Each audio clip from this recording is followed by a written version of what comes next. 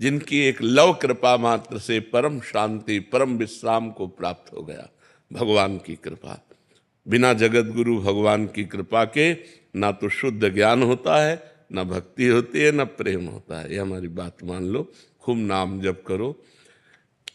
भक्त कोई अज्ञानी थोड़ी होता है। जैसे आपके मान लो ज्ञान का अनुसंधान एक अलग मार्ग नहीं, भक्ति के पुत्र हैं ज्ञान वैराग्य। भागवत में पढ़ के देखो, भक्ति से ही तो ज्ञान वैराग्य का प्रादुर्भाव हुआ है। तो हम आपको भक्तों के नाम बताएं, किसी भी भक्त को आप हमें ये बताओ कि अज्ञानी है। कबीरदास जी, सूरदास जी, रहीमदास, ये अपने समय के जो अभी 100-200 वर्ष 500 वर्ष के अंतर के महापुरुष हैं, और जो अनादि काल से भगवत स्वरूपों में स्थित हैं। हनुमान जी भक्त हैं, आप ज्ञानी नहीं कहोगे, लेकिन ज्ञानी नाम अग्रगण्यम है। हनुमान जी को भक्त कहा गया कि नहीं कहा गया? भगवान के चरण अपनी गोद में लिए हुए बैठे, लेकिन बुद्धिमताम वरिष्ठम और ज्ञानी नाम अग्रगण्यम। ज्ञानियों में अग्रणी है और बुद्धिमताम वरिष्ठम, और फिर अतुलित बल धामम, बल के परम धाम है, और भगवान की भक्ति में लगे हैं। विश्वामित्र जी परम तपस्वी, विश्वामित्र महामुनि ज्ञानी और भगवान के भक्त हैं। भगवान श्री राम लक्ष्मण उनके साथ रहे, उनके चरण चापे। इतने महान भक्त कि भगवान स्वयं चरण चाप रहे हैं विश्वामित्र जी के। तो विश्वामित्र महामुनि ज्ञानी।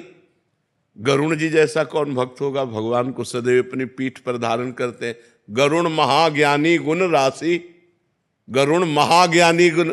तो भक्त कोई अज्ञानी थोड़ी होता है। भक्त में सारे सद्गुण विराजमान रहते हैं। जब भगवान को जान लिया तो जानने के बाद फिर और क्या बाकी रहा? सब ज्ञान हो जाता है।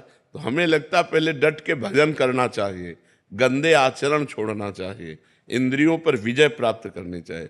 ना तो जितेंद्रियता है कि आपने अपने इंद्रियों को जीत लिया, ना आप मनोनिग्रही हो कि आपने मन को अपने वश में कर लिया। तो है क्या? केवल हलवा की प्रक्रिया है। बात समझ ले बच्चा। मतलब हमारी बात इसलिए स्पष्ट होती है कि आप जहां हो उससे ऊंचाई पर बैठो, क्योंकि मनुष्य जन्म केवल मान्यताओं पे नहीं टिका है, अनुभव पे है। हम मान्यताओं पे नहीं देखते, हम अनुभव पे देखते हैं। हम तो ऐसा करे बड़ा आनंद में रहेगा, वो आनंद है नहीं, तो हम नहीं मानेंगे। पहले हम आनंद का अनुभव करें तब बात बनेगी। निज सुख बिन मन होए कि थीरा। जब तक हृदय में भगवत सुख नहीं होगा तब तक मन को आप नहीं रोक सकते। वो भोगों में जाएगा, वो गंदी बातें सुनेगा, गंदी बातें देखेगा, गंदी बातें करेगा और वेदांत पढ़ेगा। ये भी बात समझ लो, वेदांत की बातें करेगा, ज्ञान की बातें करेगा और विश्राम भोगों में मानेगा। हम लोग पूरा जीवन इसी में खपा दिया है, तो एक एक पॉइंट का पता है। जैसे लोग कहते हैं ना, हम इस पे पीएचडी किए, हम इस पे पीएचडी किए, तो हम मन पे पीएचडी किए। कई बार बताया है, क्योंकि बचपन से इसी मन को पढ़ते चले आए और अभी तक उसी को पढ़ रहे हैं। तो हमारा जो आप लोगों को जो लाभ मिलता है वो अनुभव का मिलता है कि हम उसी पे चल के बात कर रहे हैं। कोई पढ़ी लिखी बात नहीं, जो पढ़ी लिखी है उसी को अनुभव करके और वही कह रहे हैं। अगर आप शुरू कर दो भगवान का नाम जप करना, सब ठीक हो जाएगा। हाँ, खूब डट के करो, संसार से हट के करो और खूब डट के करो, तभी नाम का प्रभाव बढ़ेगा। अच्छा, मटकी में 2-4 छेद हो और आप चुल्लू चुल्लू भरते जाओ, कभी भरेगी क्या? छेद बंद करो। जो पाप आचरण है, जो गंदी बातें हैं, जो संसार का आकर्षण है, उनको हम अगर बंद कर दें और थोड़ा थोड़ा भी अगर डालते रहे, एक एक बूंद, तो घड़ा भर जाएगा। ऐसे हमारी पहले गंदी बातें बंद होनी चाहिए।